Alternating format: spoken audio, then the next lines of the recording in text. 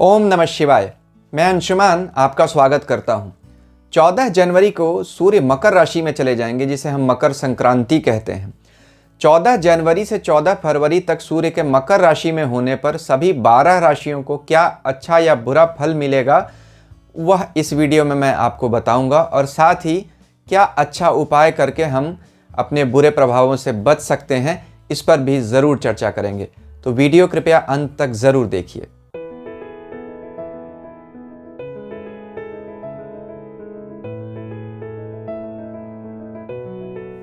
सूर्य 12 राशियों में 12 महीने चक्कर लगाते हैं और हर महीने 14 तारीख को एक राशि से दूसरी राशि में चले जाते हैं। इस घटना को संक्रांति कहते हैं। जब सूर्य धनु राशि से मकर राशि में जाते हैं, वह तारीख 14 जनवरी को होती है और वह मकर संक्रांति कही जाती है। वैसे तो सूर्य का एक राशि से दूसरी राशि में जाना हमेशा महत्वपूर्ण होता है, लेकिन मकर संक्रांति इतना महत्वपूर्ण है कि इसे हम पर्व के रूप में भी मनाते हैं। आखिर सूर्य का मकर राशि में प्रवेश करना इतना महत्वपूर्ण क्यों है? क्योंकि सूर्य जब मकर में जाते हैं तो उत्तरायण की शुरुआत होती है। साल में 2 अयन होते हैं, जिन्हें हम हेमिस्फेयर भी बोल सकते हैं, नॉर्दर्न हेमिस्फेयर, सदर्न हेमिस्फेयर। तो सूर्य जब उत्तरायण में जाते हैं, वह 15 जनवरी से 15 जुलाई तक रहते हैं उत्तरायण में, और उसके बाद दक्षिणायन में जाते हैं, जो 15 जुलाई से लेकर 15 जनवरी तक का होता है समय। तो उत्तरायण में सूर्य बलि माने जाते हैं, इसीलिए यह घटना विशेष हो जाती है। बलि क्यों होते हैं? देखिए, सूर्य कब बलि होंगे? जब उनमें गर्मी बढ़ेगी। तो गर्मी कब बढ़ती है, कब सबसे ज़्यादा होती है? अप्रैल, मई, जून के महीने। वह महीने कब आते हैं? उत्तरायण में आते हैं। और सबसे कम सूर्य का प्रकाश कब होता है या गर्मी कब होती है? नवंबर, दिसंबर, जनवरी। वह दक्षिणायन का समय होता है। इसलिए सूर्य को बल अपने उत्तरायण में मिलता है। इसलिए उत्तरायण की शुरुआत 14 जनवरी से होती है। तो सूर्य अच्छी राशि में प्रवेश करते हुए आगे की तरफ बढ़ते हैं। अब मकर राशि सूर्य की कोई बहुत अच्छी राशि तो नहीं मानी जाती है। इसका कारण यह है कि सूर्य का मकर राशि का फल बहुत ग्रंथों में अच्छा नहीं कहा गया। एक प्राचीन ग्रंथ है सारावली ज्योतिष का। इस ग्रंथ में ये कहा गया है कि सूर्य जब मकर राशि में होते हैं तो व्यक्ति चंचल चित्त का बन जाता है, दुष्ट प्रवृत्ति का होता है, उसमें चोरी की घटनाएं करने की प्रवृत्ति होती है, साथ ही साथ वह लोभी होता है और बहुत अधिक श्रम करने वाला होता है, क्योंकि यहाँ सूर्य शनि की मकर राशि में होते हैं। तो शनि तो उनके शत्रु हैं। यह भी ध्यान रखिए कि 15 जनवरी से लेकर 15 फरवरी तक, जब तक सूर्य मकर में होते हैं, ठंड भी बहुत ज़्यादा ही होती है। यानी कि सूर्य का बल अभी कम ही होता है, धीरे धीरे सूर्य का बल बढ़ रहा होता है, लेकिन फिर भी शुरुआत तो हो चुकी होती है सूर्य के बल बढ़ने की। और शास्त्रों में उत्तरायण को अच्छा माना गया। देखिए, भीष्म पितामह ने भी अपने शरीर को तब तक रखा था जब तक सूर्य दक्षिणायन से उत्तरायण नहीं गए, तभी उन्होंने अपना शरीर छोड़ा। भगवान कृष्ण गीता में कहते हैं कि पुण्यात्मा उत्तरायण में शरीर छोड़ते हैं।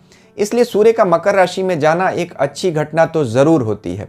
अब देखते हैं कि सूर्य मकर राशि में जाने पर अलग अलग राशियों को क्या फल देंगे। मेष राशि से लेकर मीन राशि तक सूर्य का क्या फल होगा, इस पर विचार करते हैं। और वीडियो के आगे में मैं उपाय भी बताऊंगा कि सूर्य किसी को तकलीफ दे रहे अगर, तो हमें क्या उपाय करके अपने सूर्य को मजबूत बनाना चाहिए। यहाँ इस बात का भी ध्यान रखिए कि इस महीने परिस्थितियाँ बहुत ही कुछ अलग तरीके से रची गई हैं विधाता द्वारा। क्यों? क्योंकि इस महीने मकर राशि में 4 ग्रहों का जमावड़ा होने वाला है। सूर्य, बुध, गुरु और शनि, और कुछ दिनों तक तो शुक्र भी आ जाएंगे 28 जनवरी को इसी राशि में। बीच में चंद्रमा भी आएंगे। तो इस बात का यहाँ यह ध्यान रखिए कि यह स्थितियाँ विस्फोटक ज़रूर है। इस महीने कुछ न कुछ अलग तरह का महीना जनवरी 2021 होने वाला है। अब क्या प्रभाव पड़ेगा अलग राशियों पर, उस पर विचार करना शुरू करते हैं।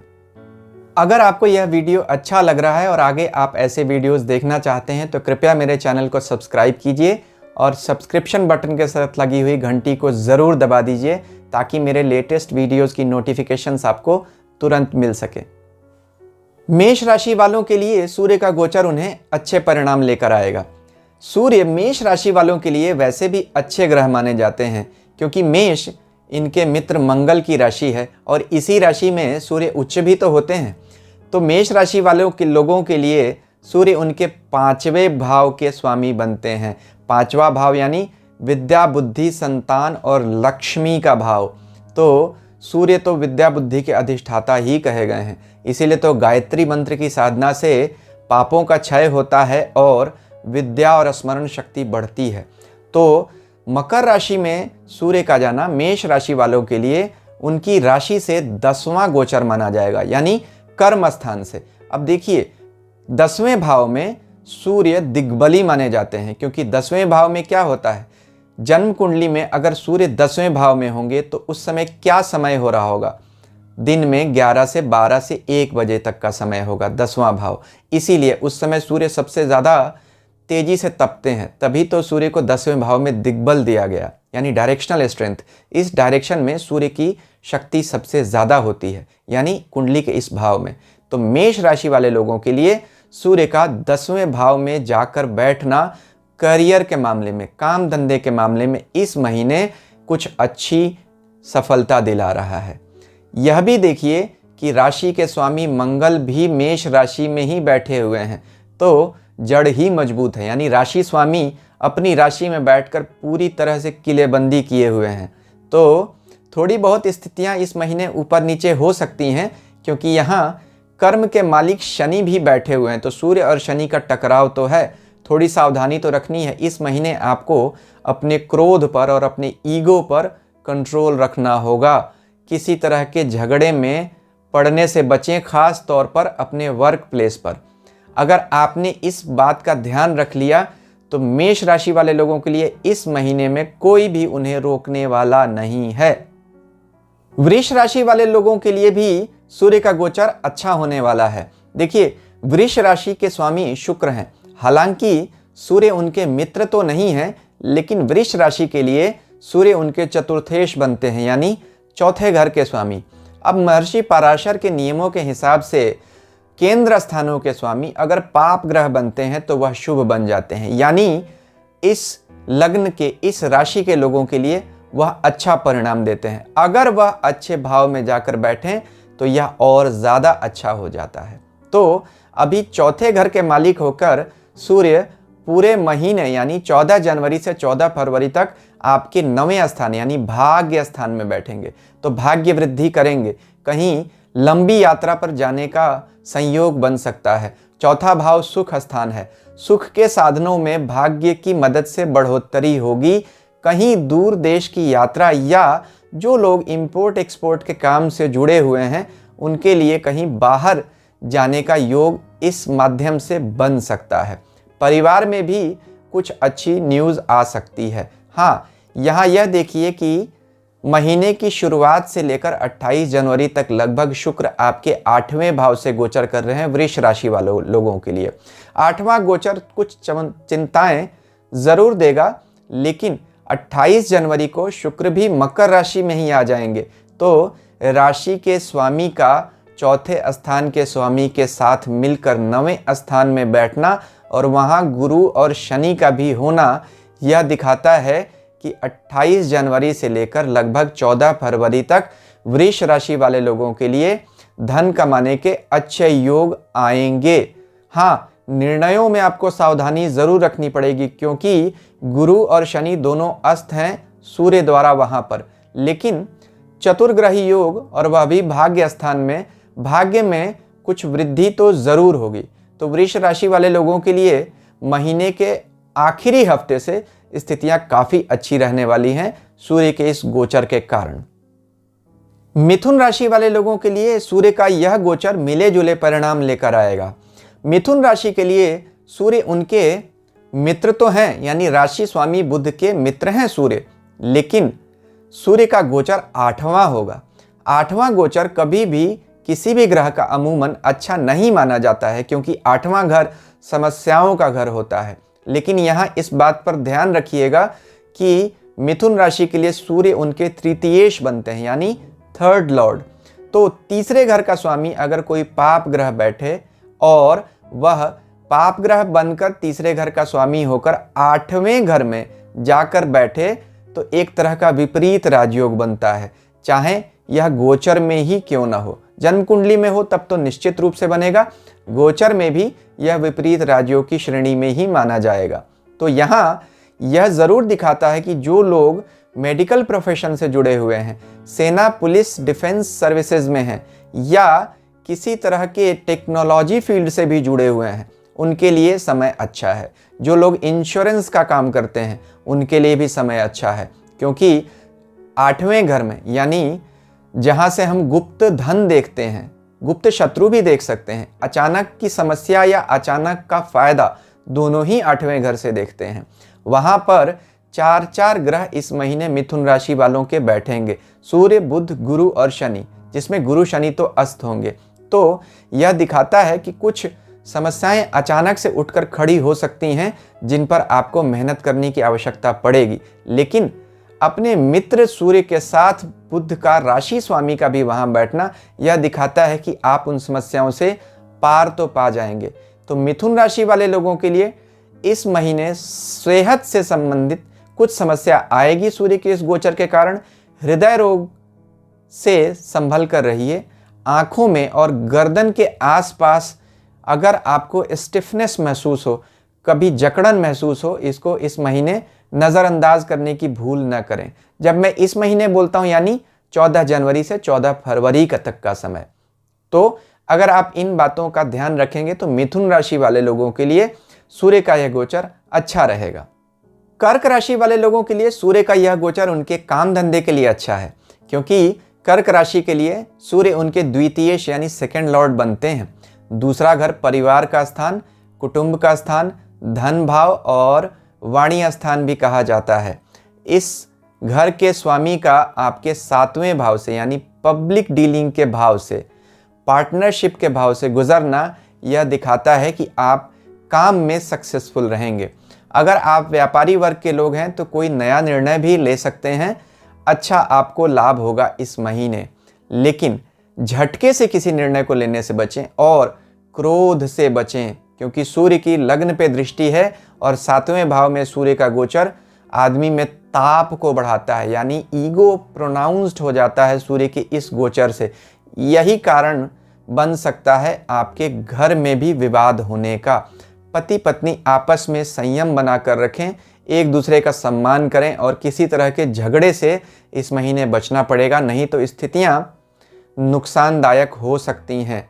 सूर्य का 7वां गोचर कभी भी पति पत्नी के संबंधों के लिए तो अच्छा नहीं माना जाता, क्योंकि सूर्य का एक स्वभाव होता है, वह जहां भी बैठता है उस घर को उजाला कर देता है। यानी पति पत्नी के घर के में बैठकर उनके आपसी संबंधों के बारे में अगर ज़रा भी विवाद होगा तो सभी को पता चल जाएगा, क्योंकि सूर्य का काम है प्रकाशित करना। यही कारण है कि बिजनेस भी अच्छा चलेगा। क्यों? आपके बिजनेस पर सूर्य का प्रकाश आएगा, सूर्य की शक्ति मिलेगी यानी ऊर्जा मिलेगी। तो बिजनेसमैन दौड़कर जो काम करने वाले लोग हैं, खास तौर पर जिनके बिजनेस में गति वाला जिनका काम है, जैसे कोई ट्रैवल इंडस्ट्री से जुड़ा हुआ है, जैसे कोई मार्केटिंग वाला आदमी है, उनके लिए सूर्य का यह गोचर बहुत अच्छा है। जो लोग किसी तरह का खाने का काम करते हैं, खाद्यान्न का, खास तौर पर गेहूं का, तिलहन का, दलहन का, इस टाइप से जुड़े हुए जिनके काम है एग्री प्रोडक्ट्स के, उनके लिए यह समय बहुत अच्छा हो सकता है।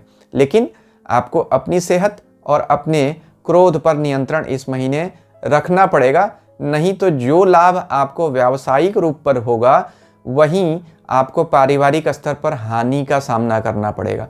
तो अपने क्रोध पर नियंत्रण रखिए और इस महीने घोड़े दौड़ाकर चलिए, इस महीने फायदा होगा धन का। सिंह राशि वाले लोगों के लिए सूर्य का 6ठे भाव से गोचर करना अच्छे परिणाम लेकर आएगा। देखिए, सिंह राशि के तो स्वामी सूर्य स्वयं ही हैं। अच्छा, 6ठा भाव शत्रु भाव होता है और जिस राशि से गुजर रहे हैं मकर राशि, वह उनकी शत्रु राशि है। तो शत्रु भाव से और शत्रु राशि से सूर्य का गोचर करना अच्छा है। क्यों? सूर्य और मंगल जैसे पाप ग्रह हमेशा शत्रु राशियों में जाकर प्रबल हो जाते हैं। उन्हें अच्छा लगता है क्योंकि यह गर्म ग्रह है ना, पाप ग्रह हैं। इन्हें जहां फाइट होगी वहां अच्छा लगेगा। इसीलिए तो शत्रु भाव, छठा भाव शत्रु भाव होता है, उसमें बैठकर सारे पाप ग्रह अच्छा परिणाम देते हैं। उन्हें फाइट करने को मिलता है जो उन्हें अच्छा लगता है। तो सिंह राशि वाले लोगों के लिए उनका छठा गोचर उनके लिए अच्छा परिणाम लेकर आएगा। गुरु और शनि भी यहाँ बैठे हुए हैं।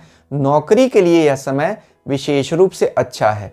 आप कुछ ऐसे निर्णय ले सकते हैं जिससे आपको नौकरी में लाभ होगा, क्योंकि कुछ दिनों तक इस महीने में बुध भी, जो आपके दोनों धन स्थान के स्वामी हैं सिंह राशि के लिए, यानी कि उनके 11वें और दूसरे दोनों धन भावों के स्वामी का भी राशि स्वामी के साथ मिलकर चलना यह दिखाता है कि आपको धन का लाभ हो सकता है, और लाभ होगा छठे भाव में गोचर से। छठा भाव क्या होता है? छठा भाव होता है हमारे पूर्व जन्म के कर्मों का भी, इससे हम अपना पास्ट लाइफ भी देखते हैं। तो गुरु और शनि जैसे ग्रहों का, जो बड़े ग्रह माने जाते हैं और धर्म के ग्रह हैं, उनका यहाँ से गोचर करना यह दिखाता है कि पास्ट लाइफ की कुछ चीज़ें एक्टिवेट होंगी आपकी इस महीने। अच्छी भी हो सकती हैं, बुरी भी हो सकती हैं, तो आपको संभल कर रहना पड़ेगा। किस चीज़ से आपको संभलना पड़ेगा? ईगो अपना हाई मत होने दीजिए, किसी से जाकर खुद मत लड़ जाइएगा। पिछले पास्ट लाइफ की कुछ चीज़ें आपकी ऐसी होंगी जो आपको इंसाइट करेंगी, यानी आपकी आंखों पर पट्टी बांधने का काम होगा इस महीने। किसी की भी र्यूमर्स को मत ध्यान दीजिए। कोई कितना भी आपके कान भरने की कोशिश करे, इस महीने आपको सिर्फ और सिर्फ अपनी सलाह और अपनी बुद्धि पर ही विचार करके आगे बढ़ना है। तो यह गोचर आपके लिए बहुत ही अच्छा गोचर होने वाला है, क्योंकि लगभग सारे मित्र ग्रह जो हैं आपके, वो साथ में आपके रहकर आपको बल देंगे। तो सिंह राशि वालों, आपके लिए समय अच्छा है। कन्या राशि वाले लोगों के लिए सूर्य का यह गोचर मिले जुले परिणाम लेकर आएगा, जहां आपको एक तरफ विदेश यात्रा करने का मौका भी मिल सकता है इस महीने। जिन बिजनेसमैन जो लोग हैं कन्या राशि वाले, उनका विदेश से किसी तरह का अगर काम है तो उनके लिए यह महीना अच्छा है। आपको नए कॉन्ट्रैक्ट्स मिलेंगे, नए कॉन्ट्रैक्ट्स भी मिल सकते हैं, तो यह महीना आपके लिए अच्छा होगा। लेकिन संतान को लेकर आपको कुछ चिंता ज़रूर होगी। जो लोग किसी फॉरेन यूनिवर्सिटी में जाकर एडमिशन लेना चाहते हैं, उनके लिए भी अच्छा समय है। आप जा सकते हैं इस माध्यम से भी विदेश की यात्रा करने, बट आपको इस महीने किसी न किसी तरह के रैश डिसीजन से अपने आप को बचाना पड़ेगा। बुद्धि पर पर्दा पड़ने की संभावना बनती है इस महीने, ध्यान से रहिए। सूर्य और शनि का यह गोचर आपके 5वें स्थान से आपका हो रहा है, तो 5वें स्थान से सूर्य और शनि का यह गोचर आपको कुछ समस्याएं दे सकता है, क्योंकि चौथे स्थान का स्वामी बृहस्पति भी यहाँ 5वें स्थान में नीच का होकर बैठा हुआ है, 5वें स्थान के स्वामी शनि के साथ ही। तो शनि और गुरु यानी चतुर्थेश और पंचमेश दोनों ही इस महीने अस्त हो रहे हैं, और द्वादशेश यानी 12th हाउस लॉर्ड कन्या राशि वाले लोगों के लिए सूर्य बनते हैं, वह भी आपके 5वें स्थान में आकर बन रहे हैं। यानी सूर्य, गुरु, शनि और बुध का योग इस महीने आपके 5वें भाव से बनेगा। तो किसी न किसी तरह की घरेलू चिंता, खास तौर पर संतान की सेहत को लेकर आपको समस्या आ सकती है। बुद्धि कहीं न कहीं आपकी विचलित रहेगी। उपाय के रूप में आपको सिर्फ और सिर्फ भगवान सूर्य की पूजा करनी चाहिए। बट ऐसा ज़रूर दिखता है कि किसी न किसी तरह से आप अपनी समस्याओं पर पार तो पा जाएंगे। व्यापारी वर्ग के लोगों के लिए और विदेशगामी लोगों के लिए तो अच्छा है। बाकी लोगों को अपनी नैया बहुत सावधानी से खेनी पड़ेगी इस महीने, नहीं तो कहीं पानी गहरा है, वहाँ समस्या आपको आ सकती है। तुला राशि वाले लोगों के लिए सूर्य का यह गोचर अच्छा रहेगा। देखिए, सूर्य उनके चौथे भाव से गोचर कर रहे हैं। अब चौथे भाव से सूर्य का गोचर हृदय में कुछ चिंताएं तो ज़रूर लाता है। माता की सेहत को लेकर भी आपको विशेष सावधानी बरतनी पड़ेगी इस महीने। लेकिन तुला राशि के लिए सूर्य उनके 11वें यानी आय भाव के स्वामी बनते हैं, तो आय भाव के स्वामी का सुख स्थान से गोचर करना चौथे भाव से सुख के साधनों में बढ़ोतरी दिखाता है। यानी किसी तरीके से आपकी मेहनत इस महीने रंग लाने वाली है। सूर्य यहाँ से अपनी 7वीं दृष्टि से कर्म स्थान को भी देखेंगे, और गुरु और शनि भी यहाँ से 7वीं दृष्टि से कर्म स्थान को देख रहे हैं। तो तुला राशि वाले लोगों का, जिनका स्वामी शुक्र बनता है, 28 जनवरी को वह भी चौथे स्थान में सूर्य के साथ ही आकर बैठ जाएंगे। तो 11वें भाव के स्वामी का और लग्न के स्वामी का एक साथ बैठना, हालांकि दोनों शत्रु हैं, लेकिन फिर भी यह दिखाता है कि आप मेहनत से पैसे कमाएंगे। देखिए, अगर दोनों भाव के स्वामी आपस में मित्र हों तो क्या दिखाता है, कम मेहनत से आप ज़्यादा पैसा कमा सकते हैं। लेकिन यही अगर वो दोनों आपस में शत्रु हैं लेकिन दोनों अच्छे भावों के मालिक होकर अच्छे भाव में बैठे हैं तो पैसा तो आप तब भी कमाएंगे लेकिन मेहनत बढ़ जाएगी। यही तरीके से आपको ग्रहों का आपसी संबंध विचार करना चाहिए। अगर दो ग्रह शत्रु हैं और एक साथ आकर बैठ गए, इसका मतलब यह नहीं कि सिर्फ नुकसान ही होगा, नहीं। अगर आपकी कुंडली में दो अच्छे घरों के स्वामी हैं और किसी अच्छे घर से गोचर कर रहे हैं तो आपको लाभ जरूर देंगे, लेकिन मेहनत ज़्यादा पड़ जाएगी। अगर यही दोनों मित्र होते तो कम मेहनत होती। तो इस बात से आप ज्योतिष के इस नियम पर ज़रूर ध्यान रखिएगा कि तुला राशि वाले लोगों के लिए उनके लाभ स्थान के स्वामी सूर्य बनते हैं। उनका चौथे भाव से गोचर करना प्रॉपर्टी में उछाल दिखाएगा। जो लोग प्रॉपर्टी का, रियल एस्टेट का काम करते हैं उनके लिए अच्छा है। जो लोग सरकारी नौकरी करते हैं या सरकार से किसी तरह का लाइजनिंग का काम करते हैं उनके लिए भी बहुत अच्छा है। तो किसी तरह का अगर वाहन खरीदना चाहते हैं तो इस महीने के अंत से लेकर आप अगले महीने के 13-14 तारीख तक वाहन खरीद सकते हैं नया। हालांकि मैं फिर भी एडवाइस नहीं दूंगा क्योंकि चौथे घर में गुरु और शनि अस्त हो रहे हैं। लेकिन अगर किसी को खरीदना ही है तो उसको शुक्र के यानी राशि स्वामी के चौथे घर में आने का 28 जनवरी तक का इंतजार करना चाहिए। तो तुला राशि वाले लोगों के लिए यह समय अच्छा ही जाएगा। वृश्चिक राशि वाले लोगों के लिए सूर्य का गोचर उन्हें किसी दूर देश की यात्रा पर लेके जा रहा है। यात्राएं अचानक शॉर्ट नोटिस पर आ सकती हैं। यह भी हो सकता है कि आप कहीं छोटी यात्रा पर भी चले जाओ जहां आपको तुरंत जाना और तुरंत ही आ जाना हो। लेकिन इस महीने 14 जनवरी से 14 फरवरी तक यात्राओं के योग बहुत बन रहे हैं। अब देखिए, वृश्चिक राशि के स्वामी मंगल हैं जो सूर्य के मित्र हैं, इसीलिए इस राशि में सूर्य जो हैं वह 10वें स्थान के मालिक बनते हैं। यानी वृश्चिक राशि वाले लोगों के लिए सिंह राशि उनके कर्म स्थान 10वें स्थान में आती है। तो कर्म स्थान के मालिक आपके सूर्य हैं जिनका तीसरे भाव से गोचर करना यानी संघर्ष, हिम्मत और ट्रैवल और कम्युनिकेशन के घर से गोचर करना, यह दिखाता है कि इस महीने भाग दौड़ आपकी बढ़ जाएगी। क्योंकि 10वें भाव के मालिक जब अपने स्थान से छठे चले जाएंगे तो यह दिखाएगा ज़रूर कि आपको मेहनत तो ज़्यादा करनी पड़ेगी, इस महीने भाग दौड़ भी बहुत करनी पड़ेगी। इसीलिए मैंने बताया यात्राओं की योग ज़्यादा बनते हैं। इस महीने अगर आपको कहीं जाने को कहा जाए तो आप जाइएगा ज़रूर, क्योंकि उसी से आपकी किस्मत खुलेगी। कर्म स्थान में इससे लाभ ज़रूर होगा। जो लोग किसी तरह का कम्युनिकेशन का काम करते हैं, जो लोग किसी मेडिकल प्रोफेशन में हैं या इंजीनियरिंग सर्विसेज में हैं, सरकारी विभाग में हैं, उनके लिए भी यह समय अच्छा रहेगा इस महीने का। तो सूर्य का तीसरे भाव से गोचर अच्छा माना जाता है क्योंकि उपचय भाव है। 3, 6, 10, 11 उपचय भाव हैं। इनसे पाप ग्रहों का गोचर हमेशा अच्छे रिजल्ट लेकर आता है। तो आपको तीसरे भाव से यह गोचर आपके भाई बहनों से भी आपको सुख मिलेगा और भाई बहनों को भी उनके अपने अपने जीवन में इसका लाभ मिलेगा आपकी किस्मत के कारण। गुरु स्थान को भी देख रहा है यहाँ से सूर्य अपनी 7वीं दृष्टि से 9वें भाव को। तो किसी धार्मिक यात्रा पर भी जाने के योग बन सकते हैं। आपके पिताजी के लिए भी यह गोचर अच्छा होने वाला है। धनु राशि वाले लोगों के लिए सूर्य का गोचर अच्छे परिणाम देगा। धनु राशि के लिए सूर्य उनके 9वें भाव के मालिक हैं, यानी भाग्य और धर्म के घर के मालिक का आपके दूसरे भाव से गोचर करना, जो दूसरा भाव भी धर्म स्थान ही माना जाता है। तो एक धर्म स्थान के स्वामी का दूसरे भाव में गोचर करना दूसरे धर्म स्थान से, और आपकी राशि के स्वामी जो बृहस्पति हैं उन्हीं के साथ बैठना, तो सूर्य और बृहस्पति का यह योग बनता है। अच्छा योग माना जाता है।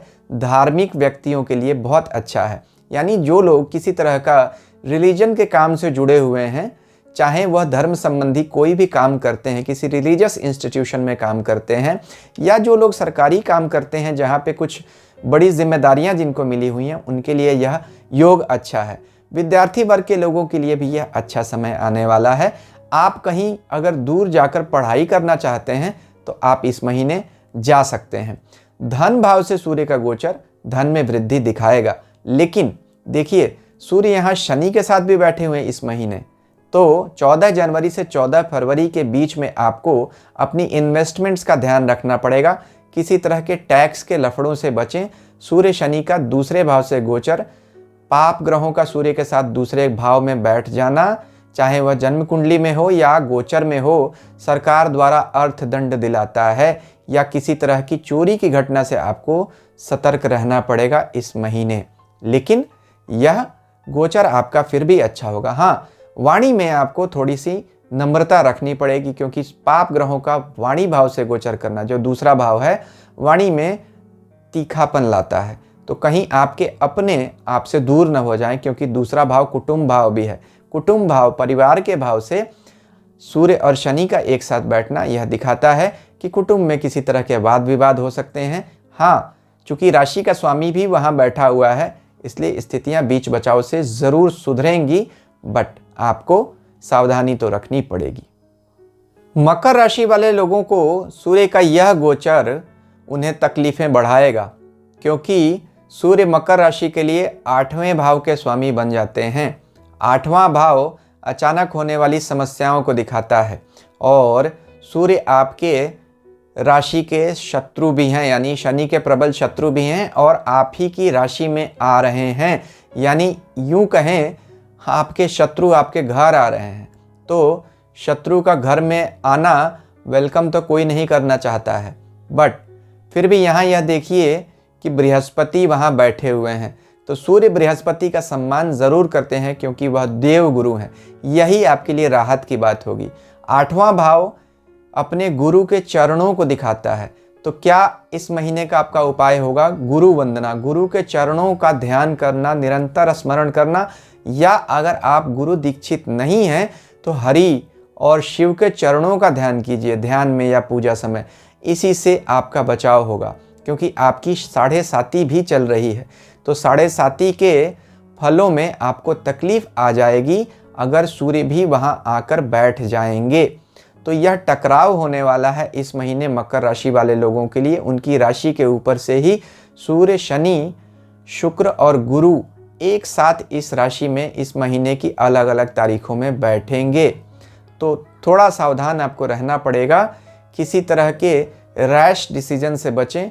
कोई भी ऐसा काम न लें जो आपको अगले 6 महीने, साल भर तक इम्पैक्ट देने वाला हो। यानी कोई भी ऐसा निर्णय लें जिसका फल आपको तुरंत ही मिलने वाला हो। बहुत लंबे इन्वेस्टमेंट्स करने से इस महीने आपको बचना ही पड़ेगा। तो मकर राशि वालों, भगवान शिव की आराधना, सूर्य की आराधना ही इस महीने 14 जनवरी से 14 फरवरी आपका बचाव करेगी।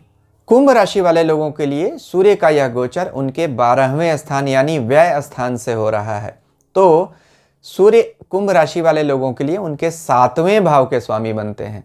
7वां भाव यानी पत्नी स्थान और व्यापार का स्थान, पब्लिक का स्थान। तो अपनी पब्लिक डीलिंग्स में खास तौर पर सतर्क रहिएगा। पत्नी की सेहत को लेकर भी सतर्कता बरतनी पड़ेगी।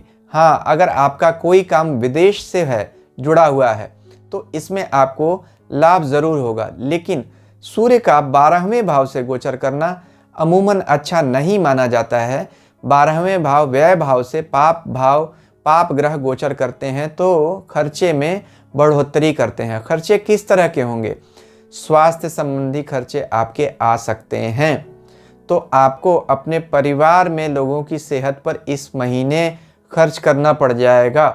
हाँ, किसी तरह के इन्वेस्टमेंट से अगर आप लंबे टाइम के लिए इन्वॉल्व होना चाहते हैं तो आपको अच्छा फ़ायदा, इस समय का इन्वेस्टमेंट किया हुआ आपको बाद में बहुत लाभ देकर ज़रूर जाएगा।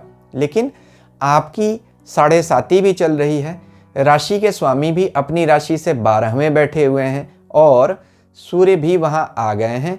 साथ में जो आपके आय भाव के स्वामी हैं और आपके धन भाव के स्वामी यानी बृहस्पति आपकी कुंडली में दूसरे और 11वें यानी एक धन भाव और दूसरा आय भाव के स्वामी बनते हैं, वह भी इस महीने अस्त रहेंगे। तो आपको आय के साधनों में कमी महसूस होगी। तो जहां पैसे कम हो जाएंगे वहीं दूसरी तरफ खर्चे बढ़ जाएंगे। तो आपको बड़ी सावधानी से इस महीने अपने फाइनेंशियल डिसीजंस लेने पड़ेंगे। स्वास्थ्य और पैसे का संभल कर खर्च इस महीने 14 जनवरी से 14 फरवरी आपकी परीक्षा लेता रहेगा। मीन राशि वालों के लिए सूर्य का यह गोचर अच्छे परिणाम लेकर आएगा, क्योंकि सूर्य आपकी राशि से 11वें यानी आय स्थान से गोचर करेंगे। वैसे भी सूर्य आपकी राशि के स्वामी बृहस्पति के मित्र हैं और राशि स्वामी भी इस महीने बृहस्पति सूर्य के साथ ही बैठे होंगे 14 जनवरी से 14 फरवरी तक। तो राशि स्वामी का अपनी राशि के परम मित्र सूर्य के साथ बैठना अच्छा है, आय के साधनों में बढ़ोतरी होगी। लेकिन चूंकि सूर्य आपके षष्ठेश भी हैं, 6th लॉर्ड, यानी जहां से हम रोग, कर्जे और शत्रु का विचार करते हैं, तो इसके स्वामी का आय स्थान में जाना यह दिखाता है कि आपको कुछ कर्जे भी लेने पड़ सकते हैं इस महीने। अगर आप कोई नया काम शुरू करना चाहते हैं तो कर्ज लेकर उसे आप शुरू ज़रूर कीजिए, क्योंकि अगर आप ऐसे नहीं लेंगे तो किसी और माध्यम से कर्जा आ ही जाएगा आपके सर पे। तो इस महीने मित्र मंडली से आपको फ़ायदा होगा, यानी अपने सोशल कॉन्टैक्ट्स का आप अच्छा यूज़ करके पैसे कमा सकते हैं। जो लोग लाइजनिंग का काम करते हैं, किसी तरीके के कमीशन से काम में जुड़े हुए हैं, कोई ऐसे प्रोजेक्ट से जुड़े हुए हैं जहां कंसल्टेंसी देनी हो, यानी अपनी सर्विसेज देनी हो, वहां उन लोगों के लिए यह समय बहुत अच्छा होता हुआ दिख रहा है। राशि स्वामी का भी एकादश भाव यानी आय भाव से ही गोचर करना, भले ही अस्त अवस्था में ही सही, लेकिन यह ज़रूर दिखाएगा कि आपके आय के साधनों में सूर्य का यह गोचर बढ़ोतरी करके ही जाएगा। तो मीन राशि वाले लोगों के लिए तो समय अच्छा दिख रहा है। अब आप यह देखिए कि सूर्य का गोचर जिन राशि वाले लोगों के लिए बुरे परिणाम दे रहा है या चिंताएं बढ़ा रहा है, उन्हें क्या उपाय करना चाहिए। आदित्य हृदय स्तोत्र का पाठ। अब यह बात तो बहुत कॉमन है, सभी लोग बताते हैं। आप चाहे कहीं भी सुनिए, कोई वीडियो देखिए, सभी बताएंगे आपको आदित्य हृदय स्तोत्र का पाठ कीजिए। कैसे करिए, क्या हमें ध्यान रखना पड़ेगा और किस तरीके से करना पड़ेगा कि इसका लाभ मिल सके। देखिए, अगर आप कोई ऐसा स्तोत्र पढ़ते हैं या कोई भी मंत्र का जाप करते हैं, तो जब तक आप विधि के साथ नहीं करेंगे उसका फ़ायदा पूरा तो बिल्कुल भी नहीं मिल पाएगा। थोड़ा बहुत तो ज़रूर मिलेगा, क्योंकि आप किसी देवता या ईश्वर का नाम लें तो लाभ तो ज़रूर होगा। लेकिन पढ़ने का तरीका मैं आपको बता देता हूँ। देखिए, आदित्य हृदय स्तोत्र आया कहाँ से है? वाल्मीकि रामायण में पहली बार इसकी चर्चा आई है। वाल्मीकि रामायण में क्यों चर्चा आती है? जब भगवान राम रावण के सर काट काट के थक गए और वह कुछ निराश से होने लगे, तब महर्षि अगस्त्य आए और उन्होंने आदित्य हृदय स्तोत्र का उपदेश किया। अब इसके पीछे एक बड़ी ही गूढ़ बात है। भगवान भला क्यों निराश होने लगे? लेकिन वाल्मीकि रामायण में ऐसा लिखा हुआ है कि भगवान श्रमित हो गए, यानी थक से गए। भगवान कभी थक नहीं सकते हैं, रावण को अपनी इच्छा मात्र से मार सकते थे, लेकिन उन्हें तो इस आदित्य हृदय स्तोत्र का प्रकाशमान करना था इसको, यानी आम लोगों के लिए भी सूर्य भगवान का यह स्तोत्र कैसे प्रकाश में आए, इसके लिए कोई लीला तो करनी थी। तो यह बहाना भगवान ने लिया। तो वाल्मीकि रामायण में क्या श्लोक आता है? ततो युद्ध परिश्रांतम समरे चिंतया स्थितम रावणम चाग्रतो दृष्ट्वा युद्धाय समुपस्थितम। रावण से युद्ध करते करते भगवान राम थोड़े थक से गए और चिंतित हो गए। अब यह भगवान की लीला ही थी, लेकिन उनकी यह लीला देखकर देवता, ऋषि, मुनि, सिद्ध, गंधर्व सब चकित हो गए और भ्रम में पड़ गए। तो उन्होंने अगस्त्य ऋषि को भगवान के पास भेजा। अगस्त्य ऋषि ने भगवान के पास आकर आदित्य हृदय स्तोत्र का उपदेश किया। उपदेश क्या है, क्या कहते हैं, श्लोक क्या आता है? राम राम महाबाहो शृणु गुह्यम सनातनम येन सर्वानरीन वत्स समरे विजेष्यसे आदित्य हृदयम पुण्यम सर्व शत्रु विनाशनम जयावहम जपम नित्यम अक्षयम परमम शिवम। यानी हे राम, आदित्य हृदय नाम के इस स्तोत्र का श्रवण करो, जिसको सुनने से हर तरह के युद्ध में और हर तरह की चिंता पर विजय पाई जाती है। फिर कैसे भगवान ने इसका पाठ किया? भगवान ने संकल्प पूर्वक यानी करण न्यास आदि विधि के हिसाब से इसका पाठ किया और भगवान ने 3 बार इसका पाठ किया। वाल्मीकि रामायण में आता है भगवान ने 3 बार आदित्य हृदय स्तोत्र का पाठ किया। तो आप अगर कोई ये कहे कि आदित्य हृदय स्तोत्र का पाठ कीजिए तो एक बार थोड़ी कीजिएगा, एक बार नहीं करना है। भगवान ने कैसे किया? वाल्मीकि रामायण में क्या लिखा है? 3 बार पाठ किया, तो 3 बार पाठ कीजिए। देखिए, जिस श्लोक का या जिस सहस्त्र नाम की जो विधि कही गई है वैसे करेंगे तभी उसका लाभ होगा। और साथ में अंग न्यास, कर न्यास आदि करिए अगर आप जानते हैं, यानी अंगुष्ठाभ्याम नमः, मध्यमाभ्याम नमः, कनिष्ठिकाभ्याम नमः, करतल कर पृष्ठाभ्याम नमः, ऐसे जो करण न्यास होता है जिनको आता है वह कर सकते हैं, जिनको नहीं भी आता है वह सीधे सीधे इस आदित्य हृदय स्तोत्र का 3 बार पाठ करके भगवान राम को याद करते हुए, क्योंकि सूर्य कुल में ही राम जी आते हैं। राम जी की पूजा करने से वैसे तो सभी ग्रह शांत हो जाते हैं, सूर्य विशेष रूप से शांत हो जाते हैं क्योंकि उनके कुल में आए हैं राम जी। तो राम नाम से बड़ा लाभ होता है। आदित्य हृदय स्तोत्र का पाठ कीजिए। इस महीने के लिए मेरा यही सुझाव था। अगर आप लोगों को मेरा चैनल पसंद आता है तो कृपया इसे सब्सक्राइब कीजिए और सब्सक्रिप्शन बटन के साथ लगी घंटी को ज़रूर दबा दीजिए। ईश्वर हम सबका कल्याण करें। शांति ओम।